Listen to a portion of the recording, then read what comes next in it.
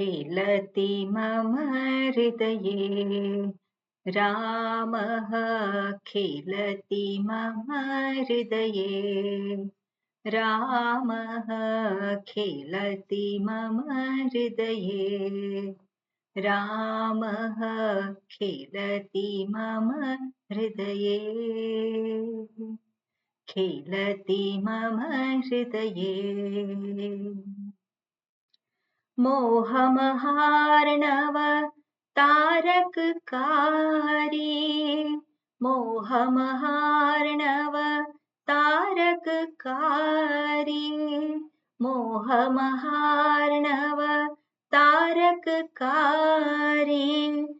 रागद्वेषमुखासुरमारी मोहमहार्णव तारककारी रागद्वेषमुखासुरमारी खेलति मम हृदये रामः खेलति मम हृदये रामः खेलति मम हृदये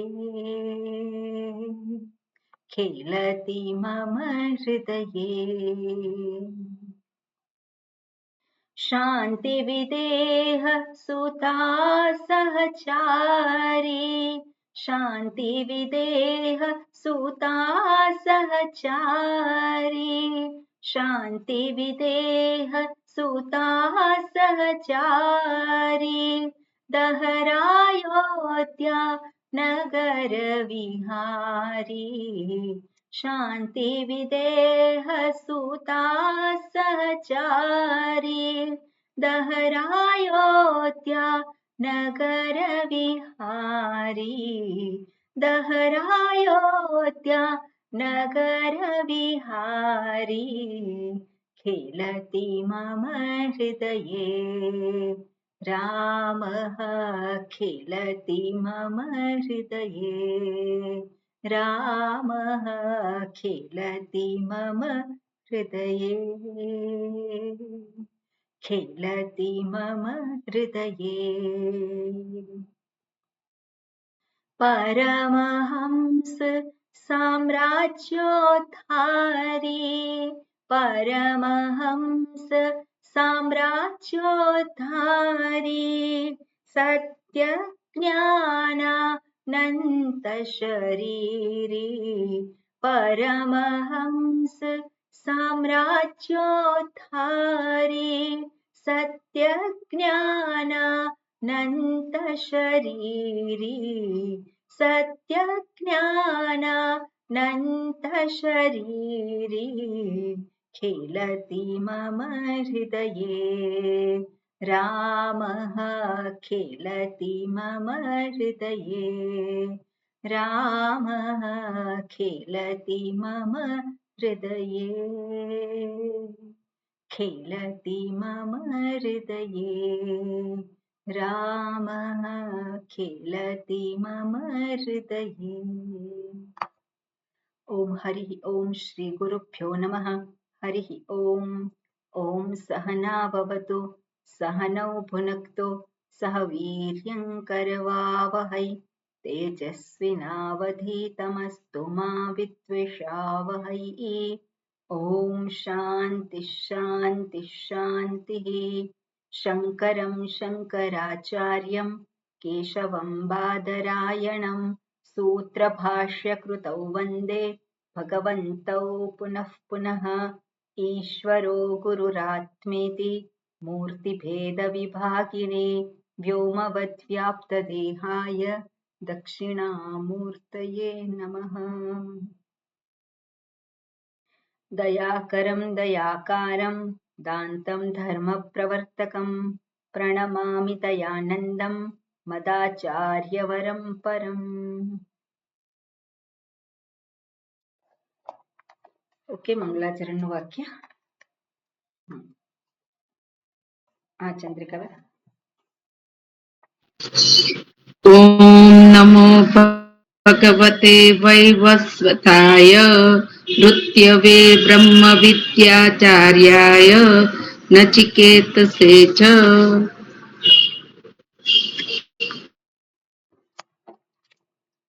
ઓકે, 10મો મંત્ર અને 11મો મંત્ર.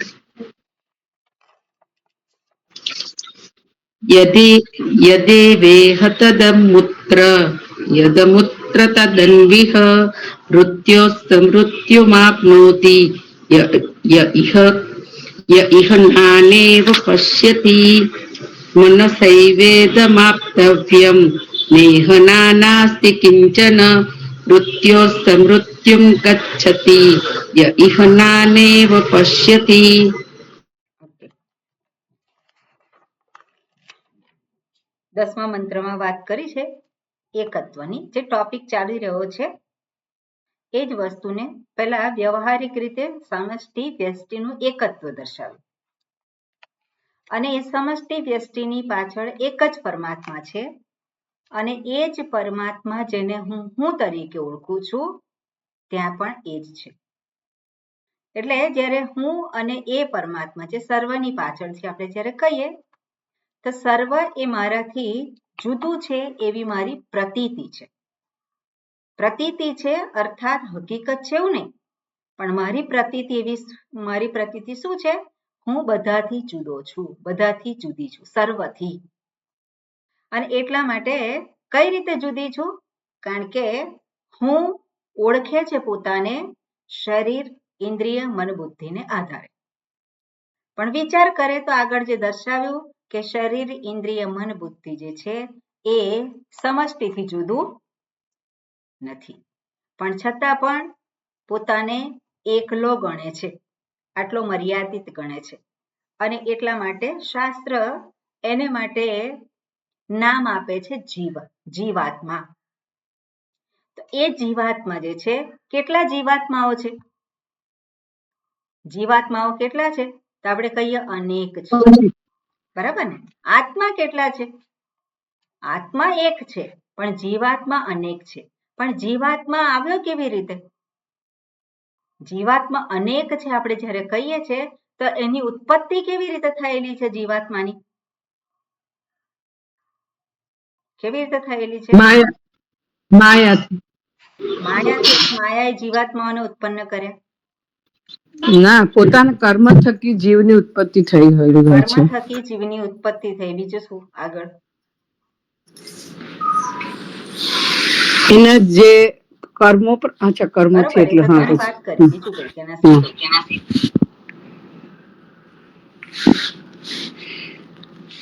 અજ્ઞાન. બોલો.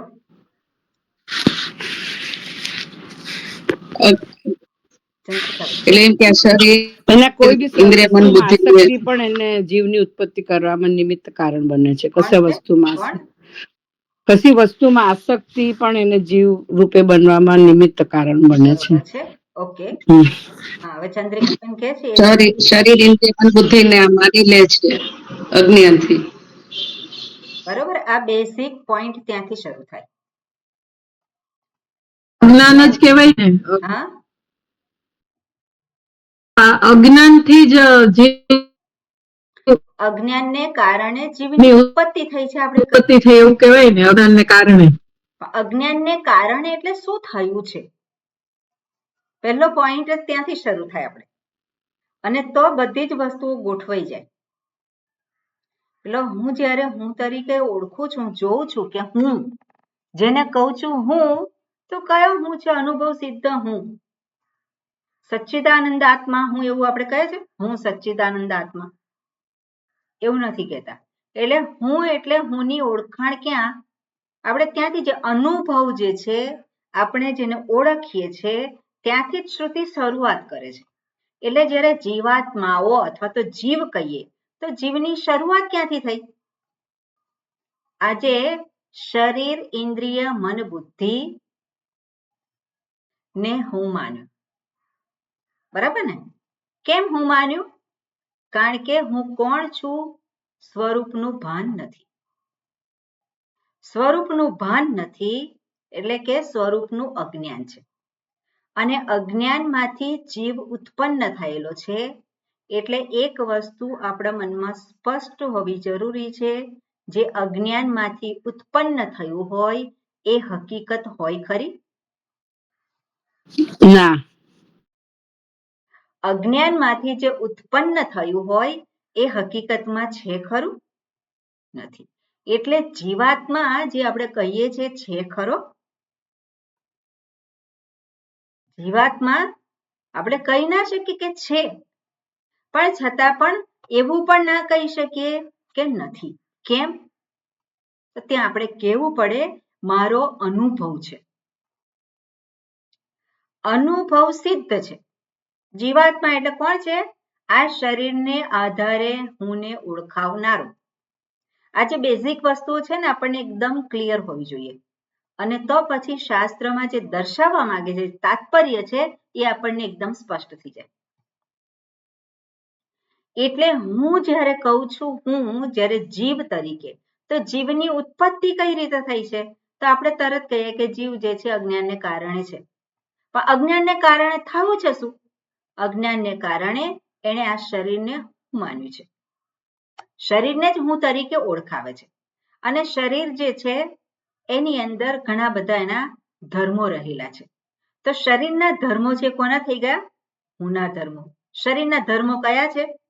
શરીરના ધર્મો જે ભાવ બતાવ્યા છે, વિકાર બતાવેલા છે.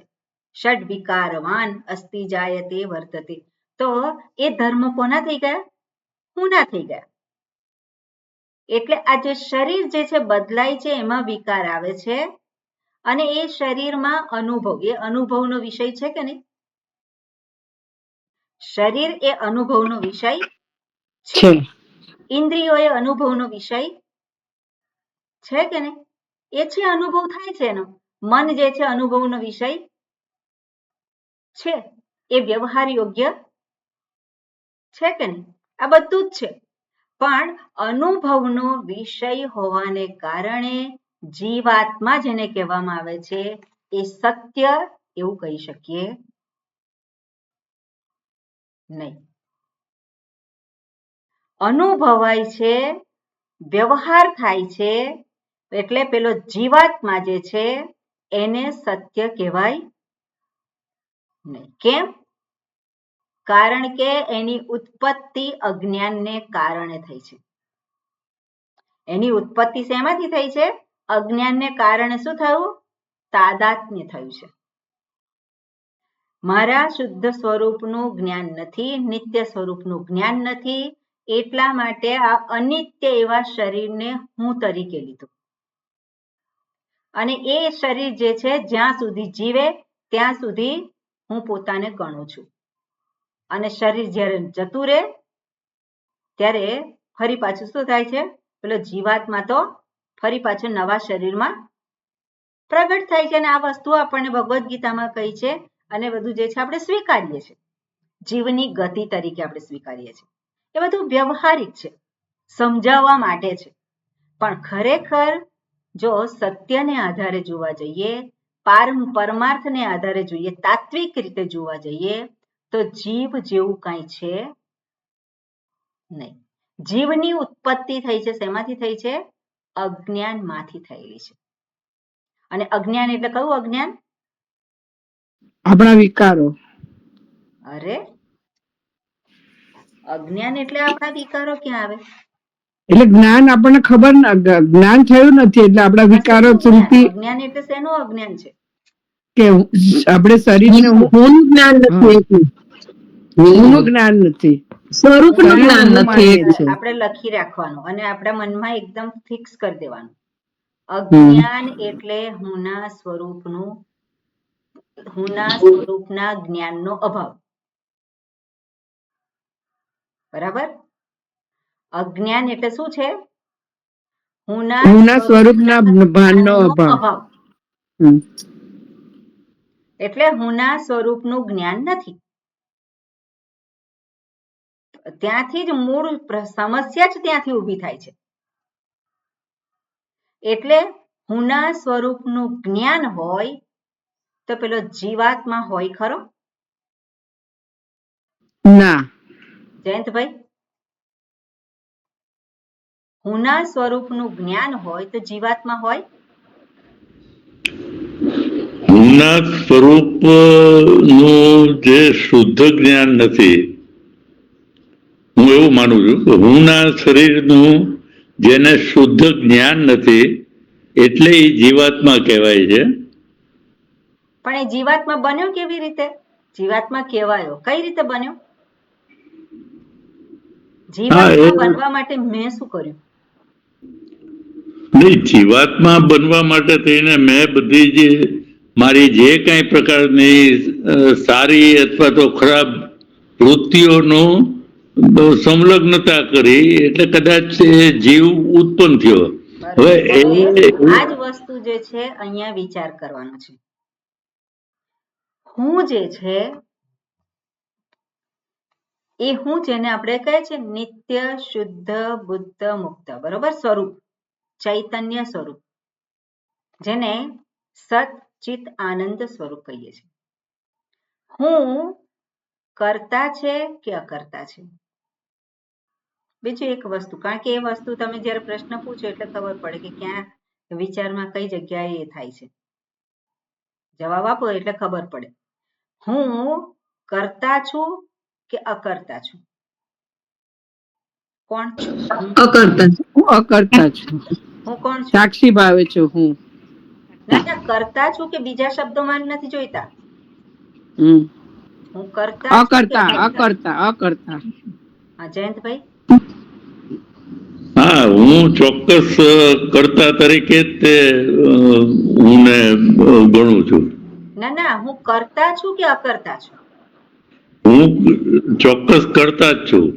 કરતા છું? હું કરનારો છું? સ્વરૂપ જે મારું છે એ અકર્તા છે કે કરતા છે? નહીં, સ્વરૂપ છે એ સંપૂર્ણ અકર્તા છે.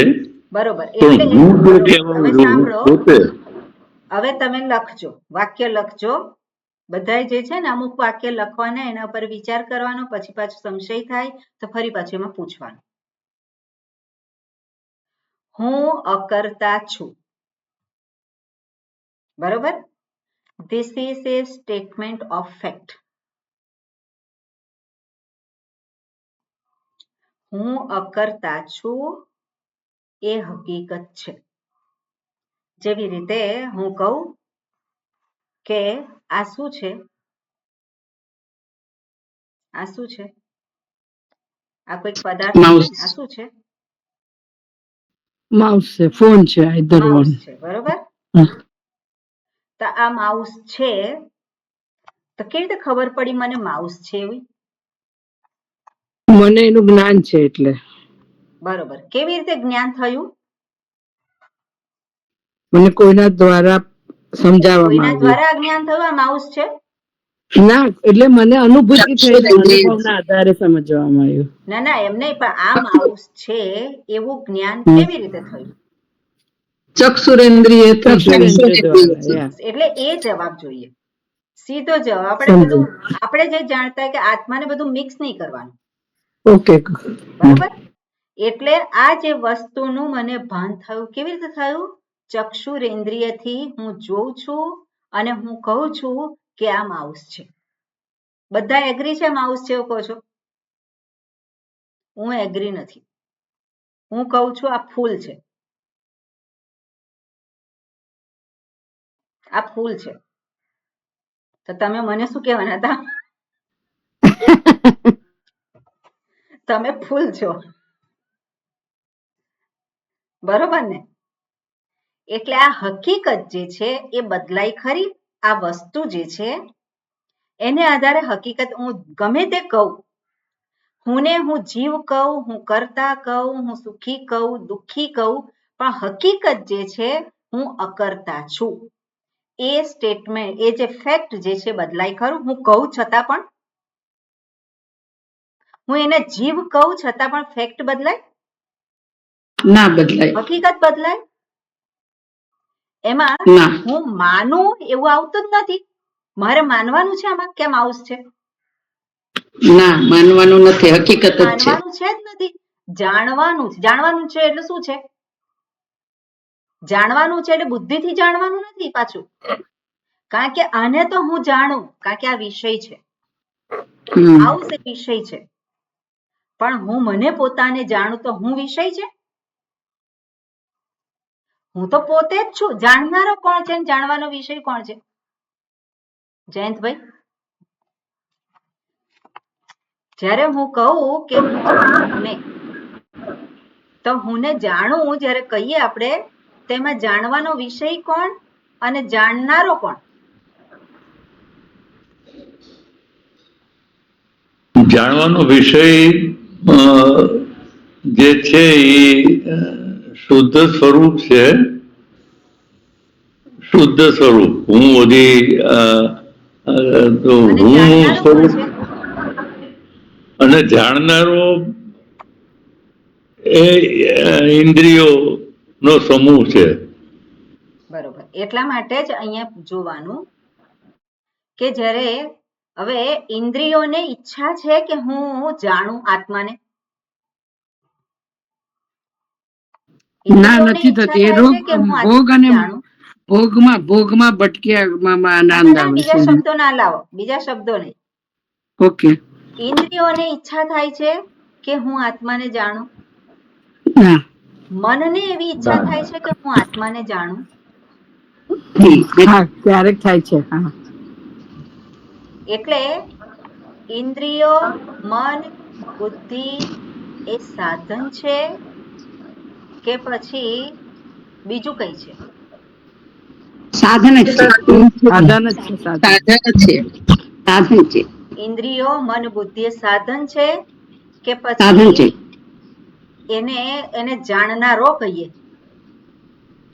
જાણનારો હા ભાઈ, એને જાણનારો. એટલે ઇન્દ્રિય, મન, બુદ્ધિ એ જાણનારો કહીએ?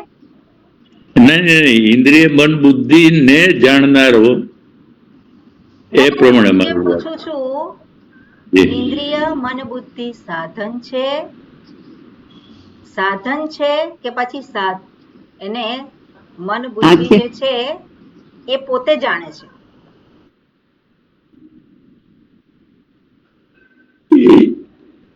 એ અમુક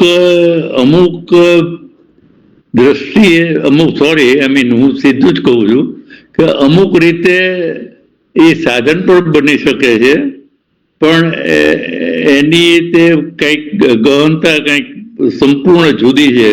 બરોબર. હવે હું જે છે, હું આ માઉસ જેવો છું, હું આ જે છે મારા માટે છે વિષય છે, પણ હું જ્યારે કહું છું હું આ માઉસ જેવો છું, વિષય છું હું? એને વિષય કહેવાય ખરો? જાણવાનો વિષય છું હું? આ માઉસની જેમ હુંને જાણું છું, એવું કહેવાય? ઓકે. આ માઉસને કેવી રીતે જાણું છું હું? ચક્ષુરેન્દ્રિયથી. તો હુંને કેવી રીતે જાણું? કયું સાધન? હુંને કેવી રીતે જાણી શકું? કયા સાધનથી જાણી શકું? ઇન્દ્રિય મન બુદ્ધિ થી જાણવાનું. મન બુદ્ધિ થી જ જાણી શકાય. આગળ મંત્ર આવવાનો જ છે. એટલે ઇન્દ્રિય, મન, બુદ્ધિ જે છે, જેને જાણે છે એટલે એ વિષય બને છે. આ શું છે? ઇન્દ્રિયોનો વિષય છે. એવી રીતે હું ઇન્દ્રિયોનો વિષય બનું, છે કે નહીં? હું એ ઇન્દ્રિયોનો વિષય છું કે નથી? હા, હા, હા. હું મનનો વિષય છે કે નહીં?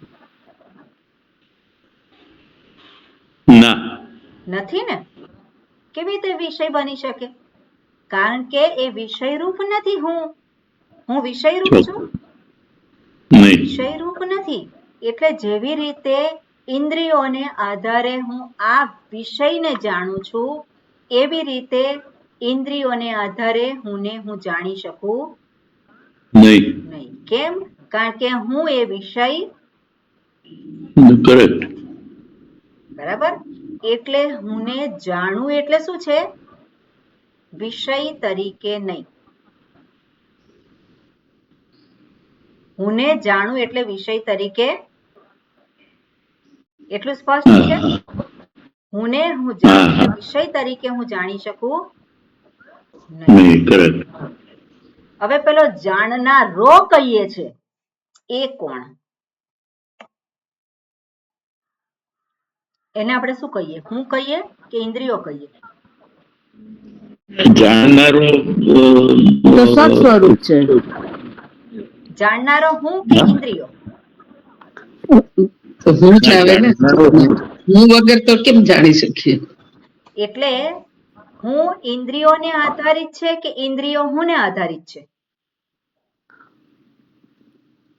ઇન્દ્રિયો હુંને આધારિત છે. ઇન્દ્રિયો હુંને આધારિત છે. ઇન્દ્રિયો હુંને આધારિત છે. એટલે એ જે ઇન્દ્રિયો હુંને આધારિત છે એ હુંને વિષય બનાવી શકે ખરી? ના ના.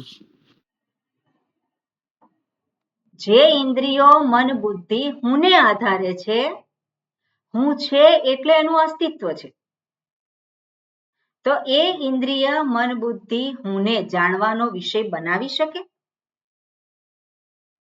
ન બનાવી શકે. એટલે હુંને જાણું છું એ વિષય તરીકે ન જાણું. બરાબર? હું જ્યારે શાસ્ત્ર કહે છે હુંને જાણવાનો, એટલે વિષય તરીકે હુંને હું જાણી શકું નહીં. કારણ કે જે જાણનારો છે, જાણવાનો વિષય છે, બંને કેવા છે? એક જ છે. બરોબર? આ વસ્તુ સ્પષ્ટ છે. જે જાણનારો, જેને જાણવું છે એ, અને જાણવાનો વિષય બંને એક જ છે. હવે જે જાણનારો છે અને જાણવાનો વિષય હું જ્યારે એક જ છે, તો એ જાણવાનો વિષય હું એ કોણ છે? કેવો છે? તો શાસ્ત્ર શું કહે છે? હું સત સ્વરૂપ છું, ચૈતન્ય સ્વરૂપ છું, આનંદ સ્વરૂપ છું, હું અકર્તા છું. તો અકર્તા જે છે, હું અને અકર્તા જ્યારે કહીએ તો અકર્તા એ ઇન્દ્રિયોથી જાણવાનો વિષય છે? ના ના. હું છું જ. હું અને અકર્તા, જેવી રીતે હું અને માઉસ, ચક્ષુરેન્દ્રિય અને માઉસ. તો ચક્ષુરેન્દ્રિય જે સાધન છે એ આ વિષયથી જુદી છે કે નહીં? પણ હા, જુદી છે, જુદી છે. અને હું જેને અકર્તા કહે છે એ વસ્તુ, જે statement of fact about the self. બરાબર? તો એ જે છે બે જુદા છે. હું એવું કહું હું માઉસ છું, એવું કહી શકું? ના કહી શકું. એવું કહી શકું? ના ના ના કહી શકું. કેમ? કારણ કે આપણે જોઈએ છે કે આ હુંથી જુદું છે. બરાબર ને? એટલે હું અકર્તા છું એવું જ્યારે પેલો જાણે. કોને જાણે? જાણે એટલે વિષય રૂપે નથી જાણતો, પણ હું અકર્તા છું એ શું કહેવાય? ઇઝ ઇક્વલ ટુ હું અને ઇઝ ઇક્વલ ટુ અકર્તા. હું ઇઝ ઇક્વલ ટુ આનંદ, હું ઇઝ ઇક્વલ ટુ નિત્ય. હવે એ જે હું અકર્તા, સત સ્વરૂપ, ચૈતન્ય સ્વરૂપ, આનંદ સ્વરૂપ, એને જ જીવ કહે છે. પેલો કેવી રીતે કહી શકે? જીવ ક્યારે કેવી રીતે કહી શકે? ના કહી શકાય. ના કહી શકે ને. કોણ છે? કારણ કે એના મન બુદ્ધિ દ્વારા વિચારીને કે છે એ હું કરીને. બરોબર છે. મન બુદ્ધિને આધારે કે છે. એટલે જ્યાં સુધી સચ્ચિદાનંદાત્મા અકર્તા આત્મા એ હું જે છે, જ્યાં સુધી ઇન્દ્રિયોની સાથે તાદાત્મ્ય નથી કર્યું, જ્યાં સુધી મનની સાથે તાદાત્મ્ય નથી કર્યું. તાદાત્મ્ય કરવું એટલે શું છે? તો સચ્ચિદાનંદ આત્મા શરીરમાં બેસી ગયો. કઈ રીતે બેસી ગયો? શું કર્યું એને બેસવા માટે? બેઠક બનાવી દીધી એને. ત્યારથી એને બેઠક બનાવી. ક્યાં બનાવી? આ શરીરને બેઠક બનાવી. કોણે? અકર્તા એવા આત્માએ, સચ્ચિત આનંદ સ્વરૂપ આત્માએ બેઠક બનાવી દીધી આ શરીરને.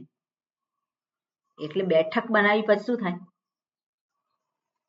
સચ્ચિત આનંદ સ્વરૂપ આત્મા જે છે એ જ બની ગયો કોણ? શરીર ઇન્દ્રિય બની શરીર જેટલો બની ગયો. અને શરીર જેટલો બની ગયો, કેટલા શરીરો છે?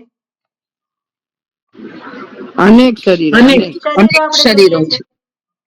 તો અનેક શરીરોમાં આત્મા કેટલા છે? કેટલા એક આત્મા જ છે? એક જ આત્મા છે. આત્મા એક જ છે, જીવાત્મા. આપણે એ હકીકતને સ્વીકારીએ છીએ. પણ અનુભવને આધારે એ આત્માને જ્યારે ઓળખીએ ત્યારે એને જીવાત્મા કહેવાય. અનુભવને આધારે જે ઊભો થયેલો છે. કેવી રીતે ઊભો થયો? કેવી રીતે ઊભો થયો છે? પોતાના સ્વરૂપનો તિરસ્કાર કરેલો છે. પોતાના જ સ્વરૂપનો શું કર્યું છે એને?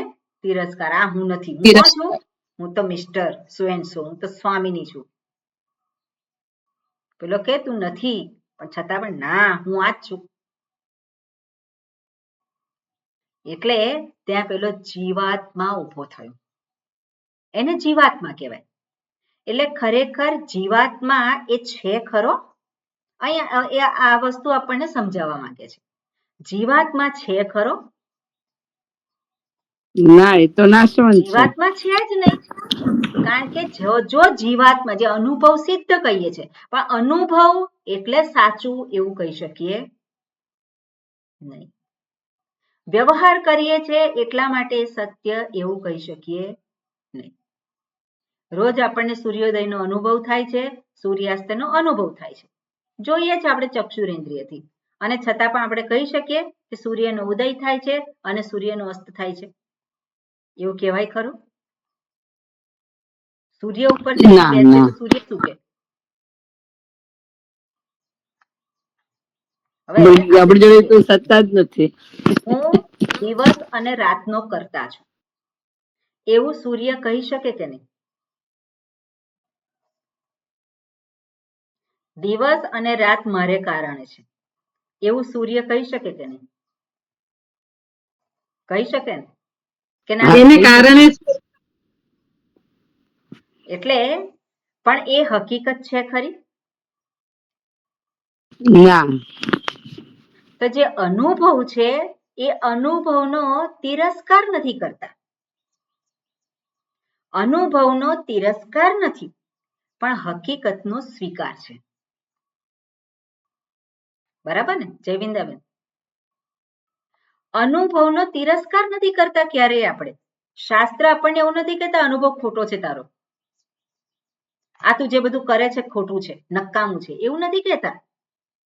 પણ અનુભવનો તિરસ્કાર નથી, પણ હકીકતનો સ્વીકાર તો કરવો રહ્યો આપણે. બરાબર ને? એટલે જ્યારે આપણે કહીએ કે સૂર્યની ઉપર જે બેઠેલો છે એને માટે કયો દિવસ ને કયો રાત?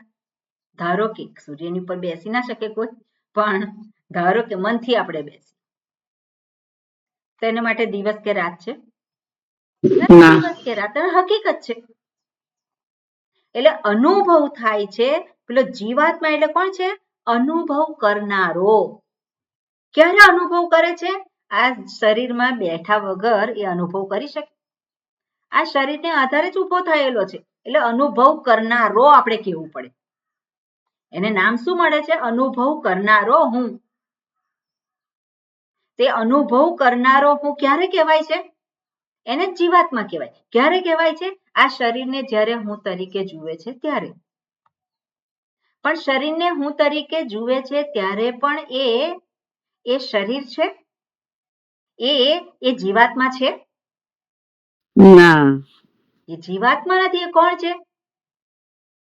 એ તો જે હકીકત છે, અકર્તા સચ્ચિત આનંદ સ્વરૂપ જ છે.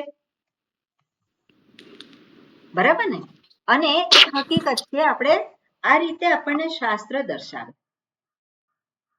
પણ સાથે સાથે એ પણ આગળ દર્શાવ્યું કે જે આપણને જે વ્યવહાર જે છે, આપણે અનુભવ સિદ્ધ જે છે હું, એ અનુભવ સિદ્ધ હું આજે શરીર ઇન્દ્રિય મન બુદ્ધિને આધારે જે ઊભો થયેલો છે જેને એક જીવ તરીકે ઓળખવામાં આવે છે તો એવું જ્યાં જ્યાં શરીર છે અને જ્યાં જ્યાં તાદાત્મ્ય થયેલું છે ત્યાં ત્યાં એ પોતાને કેવી રીતે ઓળખવાનો છે જીવાત્મા તરીકે અનુભવ કરનારા તરીકે તો અનુભવ કરનારા કેટલા છે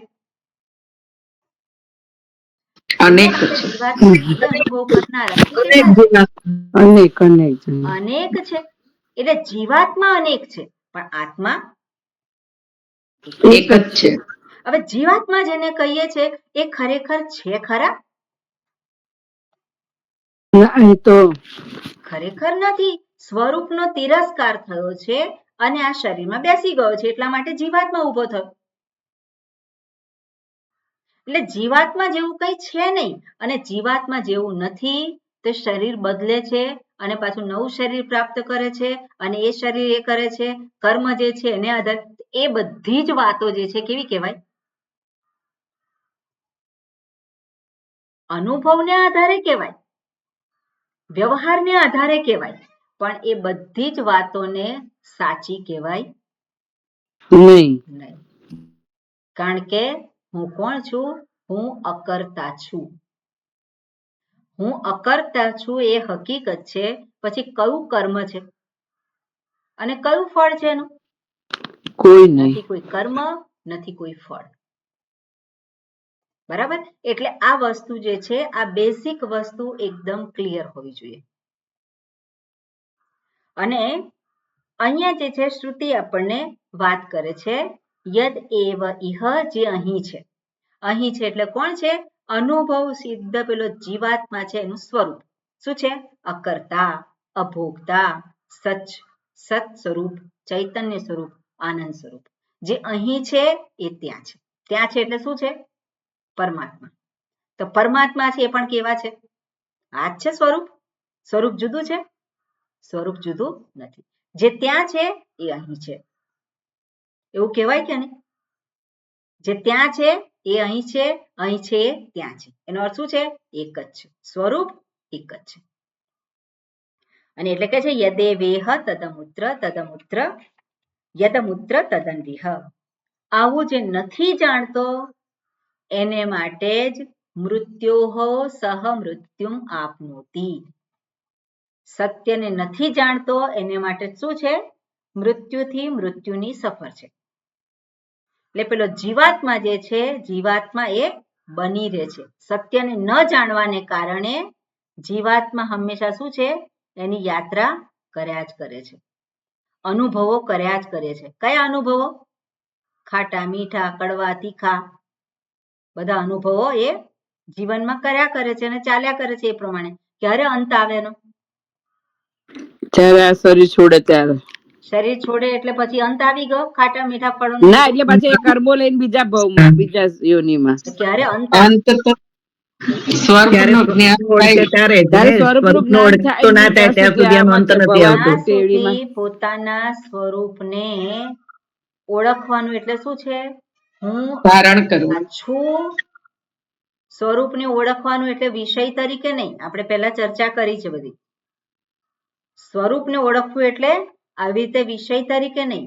પણ હું અને અકર્તા બંને કેવા એક જ હું અને સુખ એક જ હું અને નિત્ય એ બંને કોણ છે બંને સમાનાર્થી શબ્દ આવી રીતે જ્યારે ઓળખે ત્યારે એને માટે ફરી પાછું આ બધું ધક્કા મુક્કીમાં આવવાનું રહેતું નથી તો ત્યાં સુધી બધું શું છે ચક્ર ચાલ્યા જ કરે બરોબર એટલે અહીંયા શ્રુતિ આ પ્રમાણે કે છે મૃત્યોહો સહ મૃત્યુમાં આપનોતી યહ ઇહ નાના ઇવ પશ્યતિ નાના ઇવ પશ્યતિ એટલે શું છે અનેક જુએ છે અનેક એટલે શું અનેક જીવો જુએ છે અને એટલું જ નહીં જીવો બધા જે છે ભોગવે છે બધું તો ભોગવવાના વિષયોને પણ જુએ છે કોણ જોવાનો હતો વિષયોને કોણ જોવાનો હતો એટલે જીવાત્મા જે ભોગવવું છે પોતાને ભોગતા માને છે જ ભોગને જોવાનો છે જે પોતાને ભોગતા માનતો નથી કયા ભોગને જોવાનો છે એટલે ભોગ દ્રષ્ટિ નથી બરાબર ને એટલે આ પ્રમાણે છે એ બીજી વાત છે અવાંતર પણ અહીંયા જે દર્શાવ્યું છે કે પેલાને માટે એ રહેતું નથી. ઓકે, આગળનું જે છે મંત્રમાં શું કહ્યું છે? ઓકે, આજ મંત્ર આપણે જોઈ રહ્યા હતા ને, યહ ઇહ. ઓકે, આ ભાષ્ય જોયું આપણે? હા, કાલે જોયું ને ભાષ્ય. બરોબર. નાના અસ્તિ કિંચન અણુમાત્રમ અપી. ઓકે, હું ખાલી વાંચું છું. શું કે છે? પ્રાક એકત્વ વિજ્ઞાનાત આચાર્ય આગમ સંસ્કૃતેન મનસા એવ. મનસા એવ ઇદમ આપતવ્યમ. આપણે ભાષ્ય નથી જોયું. મનસા એવ વાંચ્યું છે. બરાબર? 11મા મંત્રનું ભાષ્ય ને 10માનું જોયું. હા, એટલે મંત્ર જોયેલો છે પણ ભાષ્ય બાકી છે. તેમાં શું ભાષ્ય કહે છે? બાકી. પ્રાક એવ. તો પ્રાક એટલે શું? પહેલા જ. પ્રાક એવ એકત્વ વિજ્ઞાનાત. એકત્વના જ્ઞાનથી, જ્ઞાનને કારણે, વિજ્ઞાનાત હેતુ પંચમી, વિજ્ઞાનને કારણે, સ્વરૂપને જાણવાને કારણે. કઈ રીતે જાણે છે? તો આચાર્ય આગમ સંસ્કૃતેન. ઓકે, આચાર્ય આગમ સંસ્કૃતેન મનસા. આચાર્ય જે આચાર્ય અને આગમ. આગમ એટલે વેદાંત શાસ્ત્ર. આત્મતત્વને જાણવા માટે વેદાંત શાસ્ત્ર છે. એટલે વેદાંત શાસ્ત્ર ગુરુ મુખેથી જ્યારે શ્રવણ કરે, એટલે જ્યારે પણ પ્રમાણ જ્યારે કહેવામાં આવે ત્યારે હંમેશા બે સાથે જ જાય. શાસ્ત્ર અને શાસ્ત્રને જે ઉદ્ઘાટિત કરનાર છે, બે હંમેશા સાથે. એટલે એને શું કહેવાય? કે પેકેજ. પેકેજ કહેવાય. એટલે વેદાંત શાસ્ત્ર અને સાથે સાથે ગુરુ આચાર્ય. એટલે પ્રાગ એવ એકત્વ વિજ્ઞાનાત. શરૂમાં જ પોતાના સ્વરૂપનું જ્ઞાન છે. કઈ રીતે જ્ઞાન થયું છે? આચાર્ય આગમ અને સંસ્કૃત મનસા. સંસ્કૃતેન મનસા. મન જે છે સુસંસ્કારિત થયેલું છે. સુસંસ્કારિત એટલે શું? સંસ્કારિત થયેલું મન એટલે સારી રીતે સમજણ પડે. શુદ્ધ થયેલું મન. શુદ્ધ થયેલું મન એટલે શું? સહજ રીતે એને પોતાના સ્વરૂપનું ભાન થવા સક્ષમ બને છે. શુદ્ધ થયેલું મન એટલે શું? પોતાના સ્વરૂપને સરખી રીતે ઓળખેલું. હર્ષાબેન, તમને તમે સાંભળ્યા, આગળ બીજા કોકને બોલવા દો. એકાગ્ર મન. બરોબર. એકાગ્ર અને શાંત મન. બીજો શબ્દ? શાંત અને એકાગ્ર. આપણે બીજો શબ્દ? સહજ એનું સ્વરૂપ. કર્મ યોગ દ્વારા આપણને કેવા મનની પ્રાપ્તિ થાય? નિર્મળ મન. જે છે આપણે હંમેશા રાખીએ. આપણા મનમાં અમુક વસ્તુઓ છે ને ફિક્સ હોય. વારંવાર એ શબ્દો જે છે આપણે વાગોળવાના. બધી જ સાધના જે કંઈ આપણે કરીએ એ બધી જ સાધના, બધા જ કર્મ જે કંઈ કરીએ, કર્મ અંતર્ગત બધા જ કર્મો આવી જાય. એ બધાની પાછળનો ઉદ્દેશ જે છે મનની એકાગ્રતા અને નિર્મળતા માટે છે. એટલે સંસ્કૃત મન એટલે શું છે? એકાગ્ર અને નિર્મળ. અને નિર્મળ મન કોને કહેવાય? જેમાંથી મળ ગયેલો છે. મળ એટલે જે ગંદકી, જેમાંથી ગંદકી ગયેલી છે. કઈ ગંદકી છે? રાગ અને દ્વેષ. રાગ અને દ્વેષ, છલ કપટ. રાગ અને દ્વેષ, પછી કપટ આવે.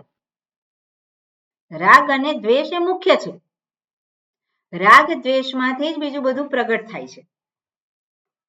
એટલે રાગ દ્વેષમાંથી સાપેક્ષ રીતે મુક્ત એવું મન. સાપેક્ષ રીતે, સંપૂર્ણ નહીં. સંપૂર્ણ રીતે કોઈનું પણ મન જે છે એ 100% શુદ્ધ, 100% એકાગ્ર એવું હોઈ શકે નહીં. એટલા માટે સાપેક્ષ રીતે કર્મ થકી જેનું મન એકાગ્ર થયેલું છે, નિર્મળ થયેલું છે. એટલે રાગ દ્વેષ એને પોતાના ધ્યેયને સિદ્ધ કરવા માટે. ધ્યેય કેવી રીતે સિદ્ધ કરવાનું છે? વિચાર થકી. કઈ રીતે વિચાર કરવાનો છે? શાસ્ત્ર થકી. શાસ્ત્રનો વિચાર સ્વતંત્ર રીતે? ના, આચાર્ય થકી. એટલે આચાર્ય અને શાસ્ત્ર એના થકી વિચાર કરવા માટે એની સહાયથી વિચાર કરી શકવાને સમર્થ બને એવું મન જે છે, કારણ કે આ જે વાતો જે છે ત્યાં એકાગ્રતા અને નિર્મળતા હોય તો જ એ વસ્તુને આપણે ઓળખી શકીએ, તો જ આપણે એનો સ્વીકાર કરી શકીએ. નહીં તો આપણે શું જ કરીએ છીએ? આપણે આપણા અનુભવનો જ સ્વીકાર કરી એને જ પકડી રાખીએ છીએ. અને એટલા માટે નિર્મળતા, એકાગ્રતા એની આવશ્યકતા છે, જે કર્મ થકી પ્રાપ્ત થાય. એટલે અહીંયા દર્શાવે છે કે માત્ર આચાર્ય અને શાસ્ત્ર એટલું પૂરતું નથી, પણ સંસ્કૃતેન મનસા, જે મન કેવું થયેલું છે? સંસ્કૃત થયેલું છે. હવે સંસ્કૃત, આપણે સંસ્કૃત ભણીએ છીએ, તો સંસ્કૃત એટલે શું છે? સમ્યક સારી રીતે આચરણ કરનારો, સમ્યક કૃતમ, ખૂબ સારી રીતે ઉત્પન્ન, ખૂબ સારી રીતે એને પ્રાપ્ત કરેલું છે. તો ખૂબ સારી રીતે પ્રાપ્ત કરવા માટે શું કર્યું? યોગ્ય રીતે એને શું છે? યોગ્ય રીતે જે કરવાનું છે એ પ્રમાણે કર્યું. અને ત્યારે એ અંતઃકરણ જે છે કેવું બન્યું છે? સંસ્કૃત થયું છે. એટલે રાગ દ્વેષથી સાપેક્ષ રીતે મુક્ત થયું છે. મુક્ત થયું.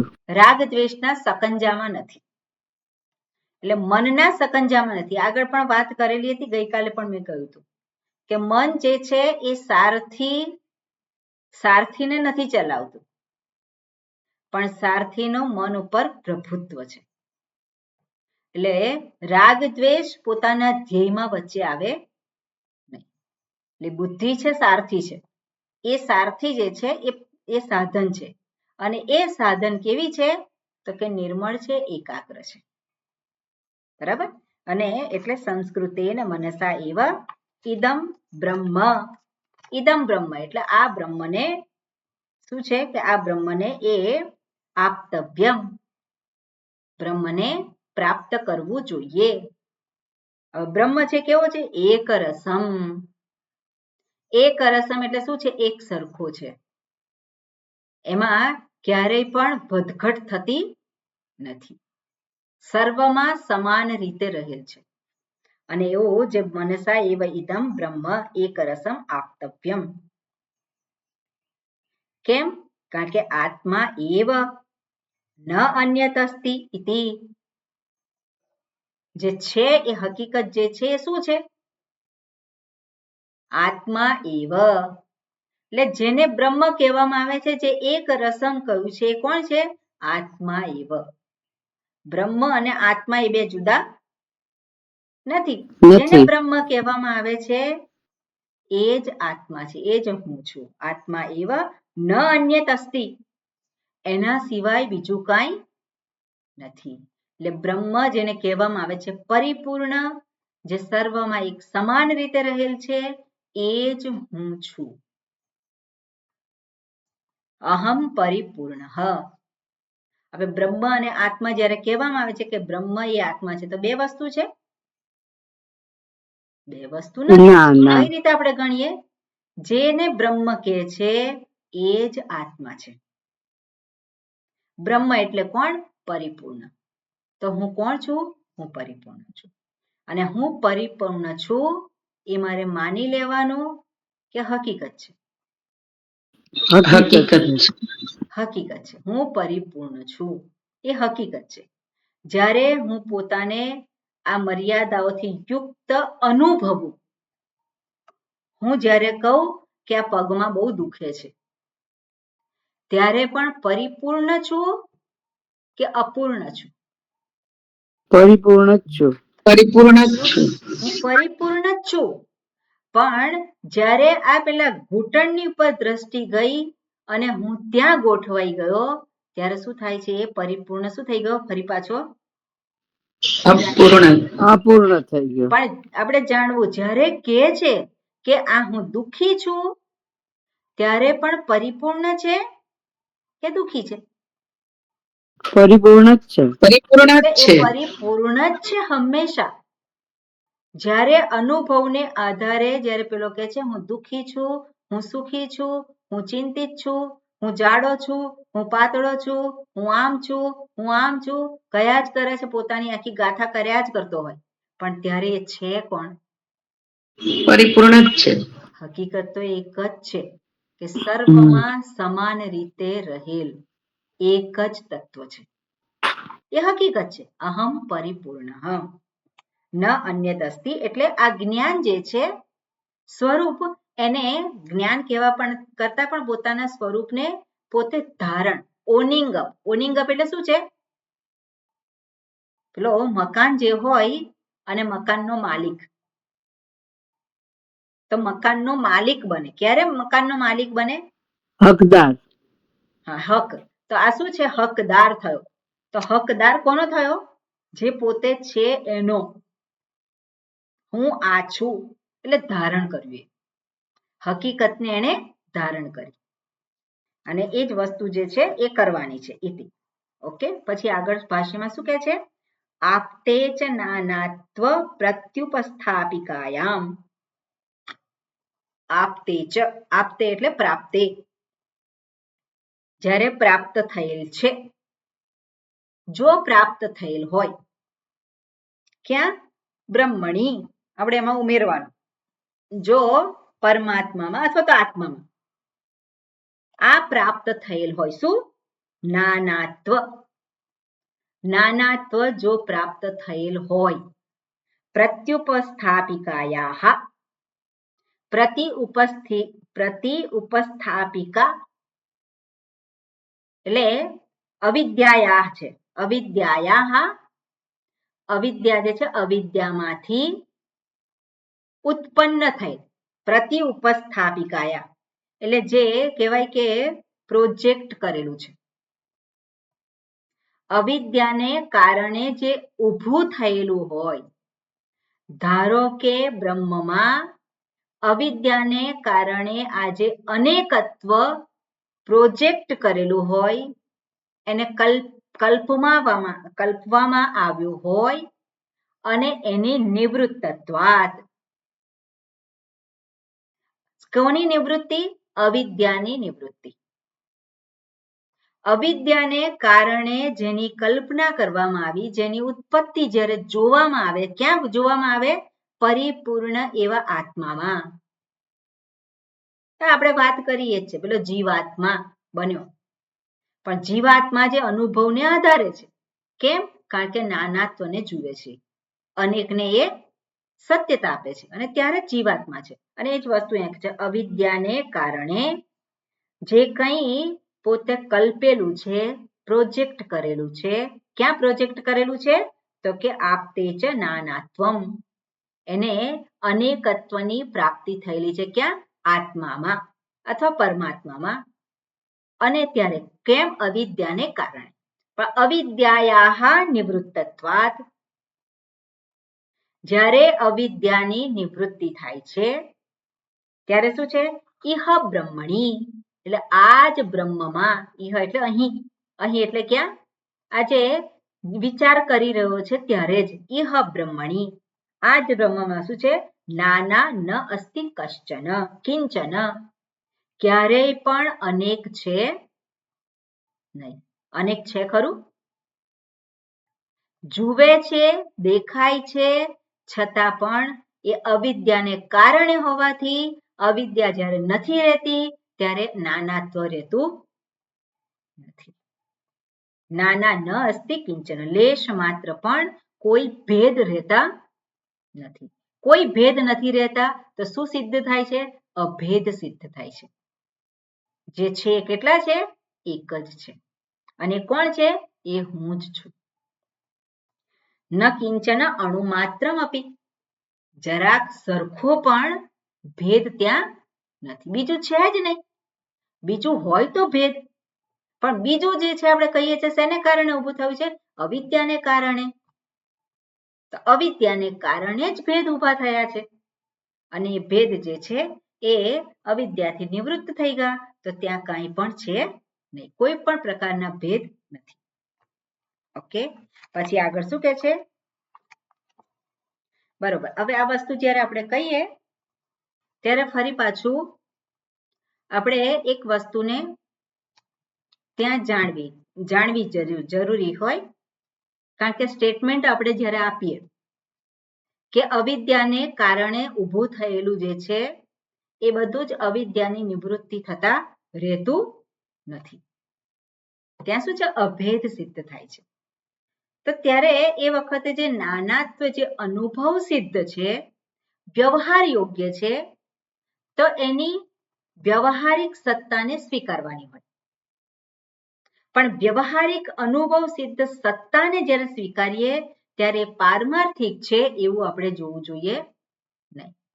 એટલે નાનાત્વ અવિદ્યાને કારણે જે ઊભા થયેલા છે, અવિદ્યાની નિવૃત્તિથી આ નાનાત્વ રહેતું નથી એવું જ્યારે શ્રુતિ કહે છે ત્યારે આપણા મનમાં અન્ડરસ્ટેન્ડિંગ એવી હોવી જોઈએ, સમજણ એવી હોવી જોઈએ કે નાનાત્વ અનુભવ સિદ્ધ છે, વ્યવહાર યોગ્ય છે, પણ હકીકતમાં છે નહીં. હકીકતમાં નથી. કેમ? કારણ કે અવિદ્યાને કારણે છે. નાનાત્વ જે દેખાય છે કેમ છે? અવિદ્યાને કારણે છે. અને અવિદ્યા નથી રહેતી તો નાનાત્વ પણ રહેતું નથી. પણ નાનાત્વ નથી રહેતું એટલે શું છે? અનુભવ નથી રહેતો એવું કહી શકીએ નહીં. અનુભવ તો રહેવાનો છે, વ્યવહાર રહેવાનો છે, નાનાત્વ અનુભવને આધારે રહેવાનું છે, પણ અવિદ્યા જાય તો નાનાત્વ રહેતું નથી. એમાં સત્યતા છે નહીં. એને સત્ય તરીકે આપણે લેતા નથી. આ વસ્તુને આપણે હંમેશા કન્સિડર કરવી જોઈએ, કારણ કે જ્યારે હુંના સ્વરૂપનું ભાન થાય અને આ હું જે આપણે અનુભવ સિદ્ધ હું છે, જે શરીરને આધારે ઓળખાય છે, એ તો વ્યવહારિક છે અને એ તો બની રહે છે. અલોપ નથી થઈ જતો. પેલાને જ્ઞાન થયું અને પછી અદ્રશ્ય થઈ ગયો એવું નથી થતું. એટલે અવિદ્યા નથી રહી. અવિદ્યા નથી રહી તો નાનાત્વ રહ્યું નહીં. નાનાત્વ ના રહ્યું તો આ શરીર રહ્યું કે નહીં? શરીર તો છે, અનુભવ સિદ્ધ તો છે. એટલે એનું સમાધાન કેવી રીતે કરવાનું? નાનાત્વ નથી રહેતું એટલે નાનાત્વ જે છે એમાં સત્ય બુદ્ધિ રહેતી નથી. બરાબર, આ રીતે એનું સમાધાન હંમેશા કરવાનું. ઓકે, આગળ શું કે છે? યહ તુ પુનઃ અવિદ્યા તિમિર દૃષ્ટિમ ન મુંચતી ઇહ બ્રહ્મણી નાના ઇવ પશ્યતિ. યહ તુ જેને માટે, હા હર્ષાબેન શું પૂછવું છે? એટલે નાનાત્વ એટલે સમાનાર્થી શબ્દ એટલે ભેદ બુદ્ધિ નથી રહેતી એવું કહેવાય? હા, ભેદ નથી રહેતા. હા બસ, મારે એ સમાનાર્થી એટલે મને આ શબ્દ એટલે અનેક અનેક, હા બસ, હા એ જ મારે ક્લેરિટી રાખવી હતી. હા, ઓકે, થેન્ક યુ. યહ તુ પુનઃ, ફરી પાછું યહ તુ પુનઃ, ફરી પાછું અવિદ્યા તિમિર દૃષ્ટિમ ન મુંચતી. અવિદ્યા તિમિર દ્રષ્ટિ એટલે શું છે? અવિદ્યા તિમિર, તિમિર એટલે અંધકાર અને અવિદ્યા એટલે પણ અજ્ઞાન. અવિદ્યા અજ્ઞાન એટલે અજ્ઞાન રૂપી અંધકારને ન મુંચતી, છોડતો નથી. પોતાના અનુભવને જ પકડી રાખે છે. આ જ સાચું છે. પણ એ જે અનુભવ જે છે એ જ સાચું છે. કેમ કે છે? અવિદ્યાને કારણે કે છે. પણ જે અવિદ્યાને છોડતો નથી એટલે શું છે? વ્યવહારને જ પકડી રાખ્યો છે, એને જ સાચું ગણેલું છે. ન મુંચતી ઇહ બ્રહ્મણી નાના ઇવ પશ્યતિ. એ જ વ્યક્તિ જે અભેદ એક જ વસ્તુ જે છે એની અંદર અનેકને જુએ છે. એટલે સ્વરૂપના અજ્ઞાન વગર અનેકત્વને સિદ્ધ કરી શકીએ નહીં. બરોબર, અને એને માટે જ કહ્યું છે સહ મૃત્યોહો મૃત્યુમ ગચ્છતિ. એને માટે શું છે? અનુભવ જે છે એ અનુભવ કરનારો અનુભવો જ કર્યા કરે છે. આ શરીર સમાપ્ત થાય પણ એના અનુભવો પૂરા થાય નહીં. એટલે ફરી પાછો શું છે? એ અનુભવને સત્ય ગણે છે, ફરી પાછો અનુભવ કરવા માટે જ આવે છે. અને એ વસ્તુ કે છે પણ મૃત્યોહો મૃત્યુમ ગચ્છતિ, જ્યારે વ્યવહારિક રીતે આપણે જોઈએ કે શરીરો પેલો બદલે છે જીવાત્મા, ત્યારે પણ ખરેખર હકીકત શું છે? આત્મા તો એક જ છે, પરિપૂર્ણ છે, અકર્તા છે. એ હકીકત બદલાતી નથી. પણ જે હકીકતને ધારણ કરે છે એને ફરી પાછું શરીર ધારણ કરવાની આવશ્યકતા રહેતી નથી. એટલે એને વિદેહ મુક્તિ કહેવાય. સત્યને જાણ્યું ત્યારે જીવન મુક્તિ છે. સત્યને જાણ્યું ત્યારે જીવન મુક્તિ છે. અને જ્યારે આ શરીર જે છે, શરીર એનું મૃત્યુ થયું, શરીર શાંત થઈ ગયું, પછી એને વિદેહ મુક્તિ કહેવાય છે. મુક્તિમાં કોઈ ભેદ નથી. એમાં કંઈ બીજું કંઈ થતું નથી. વિદેહ મુક્તિ પોતે જે હકીકતને પ્રાપ્ત કરેલી છે એ ધારણ કરી રાખે છે. હુંના સંદર્ભમાં છે આ કોઈ હું જે છું એ વસ્તુને જાણી અને હું જે છું એ બની રહે છે. હકીકત બદલાવાની હતી. હું અકર્તા છું, હું અભોગતા છું, હું અમર છું. તો હું અમર છું એ હકીકત બદલાઈ જાય? ના, એ ના બદલાય. તો હું અમર છું તો જે પેલો પોતાને મર્ત્ય ગણે છે એને ફરી પાછું શરીર ધારણ કરવું પડે છે, કારણ કે અજ્ઞાની છે. પણ જે જાણી લીધું છે સ્વરૂપને, એને માટે શાસ્ત્ર શું કહે છે? વિદેહ મુક્તિ. હવે ફરી પાછું એને કંઈ ભોગવવા માટે આવવાનું નથી. એકાઉન્ટ બંધ થઈ ગયું. એકાઉન્ટ શું થઈ ગયું? એનું બંધ થઈ ગયું. પેલો એકાઉન્ટ ચાલુ હોય ત્યાં સુધી એને ચાલુ રાખવું પડે બધું. પણ એકાઉન્ટ જ્યાં બંધ થઈ ગયું, હું અકર્તા છું. કયા કર્મ કરે છે? કોઈ નહીં. કર્મ જ નથી. કર્મ નથી, કર્મના ફળ ક્યાં છે? અને આ શરીર જે છે શું છે? એ કર્મનું ફળ છે. બરાબર ને? શરીરને આપણે કઈ રીતે જોઈએ છે? કર્મના ફળ રૂપે પ્રાપ્ત થયું. તો હવે પછી કયા કર્મ? કોઈ કર્મ જ નથી, તો ફળ પણ એને પ્રાપ્ત થાય નહીં. અને જે નથી જાણતો એને માટે હંમેશા શરીરને બદલવાનું છે. મૃત્યોહો મૃત્યુમ ગચ્છતિ એવ સ્વલ્પમપી ભેદમ અધ્યારોપયન ઇત્યર્થઃ. શું દર્શાવવા માંગે છે? જરા સરખો પણ સ્વલ્પમપી ભેદમ, જરા સરખું પણ જુદું જુએ, જરા સરખો પણ ભેદ જુએ. તો જરા સરખો પણ ભેદ જોયો એટલે એને માટે સંસાર નિશ્ચિત, ચાલુ નિશ્ચિત છે. હું બધાનો સ્વીકાર કરું પણ આ એકનો નહીં. તો બધાને સમાવી લીધા પણ એકને દૂર રાખ્યો. દૂર રાખ્યો એટલે શું છે? ભેદ. બરાબર ને? આ નહીં. તો આ નહીં એટલે શું છે? આ નહીં એટલે ફરી પાછું એની જોડે એકાઉન્ટ ચાલુ રહ્યું. તો જ્યાં સુધી પુનરપી જનનમ પુનરપી મરણમ આવવાનું છે. અને એ જ વસ્તુ એટલે સ્વલ્પમ ભેદમ અધ્યારોપયન, એટલે ભેદ હંમેશા જે કેવા છે? આરોપિત કરેલા છે. અને એવું અહીંયા દર્શાવે છે. ઓકે, એટલે આ પ્રમાણે અહીંયા છે. ઓકે, સમય થઈ ગયો છે. આપણે આવતીકાલે જોઈશું આગળનું. ઓમ પૂર્ણમદઃ પૂર્ણમિદં પૂર્ણાત પૂર્ણમુદચ્યતે પૂર્ણસ્ય પૂર્ણમાદાય પૂર્ણમેવાવશિષ્યતે. ઓમ શાંતિ શાંતિ શાંતિ. હરિ ઓમ શ્રી ગુરુભ્યો નમઃ. હરિ ઓમ. હરિ ઓમ સ્વામિનીજી. હરિ ઓમ.